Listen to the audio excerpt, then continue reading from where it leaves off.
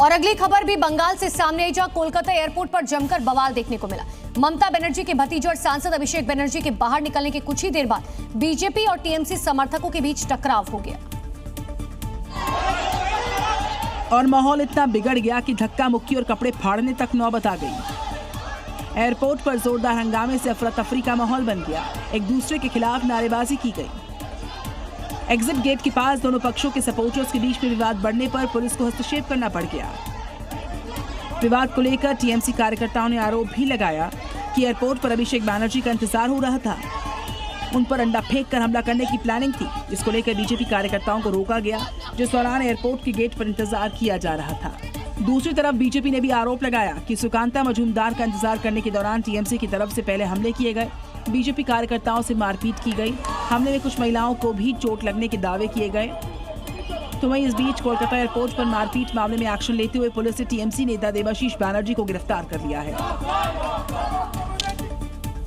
और बुलेटिन में अगली खबर बांग्लादेश से सामने आई। भगवान राम के अपमान के बाद भारी विरोध देखने को मिल रहा है। ढाका में हिंदू संगठनों ने बड़ा प्रदर्शन किया। प्रदर्शनकारियों ने दोषी की गिरफ्तारी की मांग करते हुए मशाल जुलूस निकाला।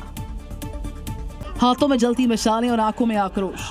प्रदर्शन की तस्वीर बताने के लिए काफी है कि बांग्लादेश में अब प्रभु राम का अपमान बर्दाश्त नहीं होगा। हजारों प्रदर्शनकारी सड़क पर मशाल लेकर उतरे और साफ चेतावनी दी गई कि दोषियों की तुरंत गिरफ्तारी की जाए या अंजाम भुगतने के लिए तैयार रहो।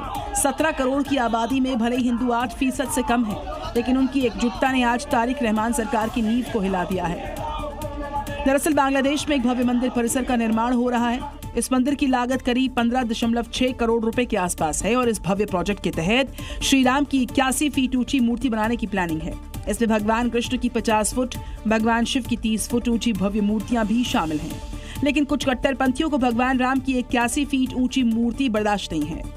कट्टरपंथियों के एक गुट ने इस प्रोजेक्ट का हिंसक विरोध करते हुए श्री राम की तस्वीर को कथित तौर पर फाड़ दिया, जिसने 1.3 करोड़ हिंदुओं के सब्र का बांध तोड़ दिया।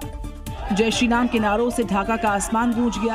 हिंदू संगठनों ने ढाका के अंदर प्रदर्शन कर बताया कि अब हिंदू आस्था का अपमान बर्दाश्त नहीं किया जाएगा।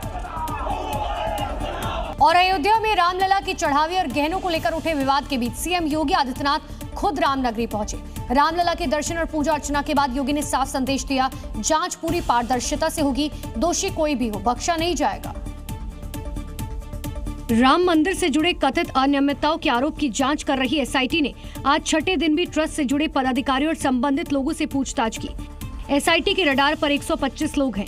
ट्रस्ट के पदाधिकारियों से लेकर पूर्व इंजीनियरों के सनसनीखेज आरोपों तक जांच की आंच अब राम मंदिर निर्माण में हुई कथित चोरी तक पहुंच चुकी है। इसी बीच सीएम योगी ने साफ कहा कि अपराधी कितना बड़ा हो बच नहीं पाएगा। एसआईटी जांच दूध का दूध और पानी का पानी करके रहेगी, उसमें कोई संदेह नहीं। अगर कोई अपराधी है और कोई भी होगा बचेगा नहीं, यह सुनिश्चित है। वहीं साकेत भवन के पीठाधीश्वर महंत सीताराम दास जी महाराज ने क्या कहा वो भी सुनिए। यह कार सेवकों के रक्त से सना हुआ है। वो जो कहता था राम काल्पनिक है, राम जी के अस्तित्व पे सवाल खड़ा करता था और माफियाओं के जो है जनाजे में फातिया पड़ता था, वो उपदेश देगा, वो सनातन की बात करेगा, जो सनातनियों के मठ मंदिरों का पैसा हज के सब्सिडी के लिए देने का काम किया था। ये लोग अफवाह उड़ा करके सनातन को धूमिल करने का काम कर रहे हैं। आप सबकी नजर एसआईटी की उस रिपोर्ट पर है जिसे 15 दिन के भीतर सरकार को सौंपना है।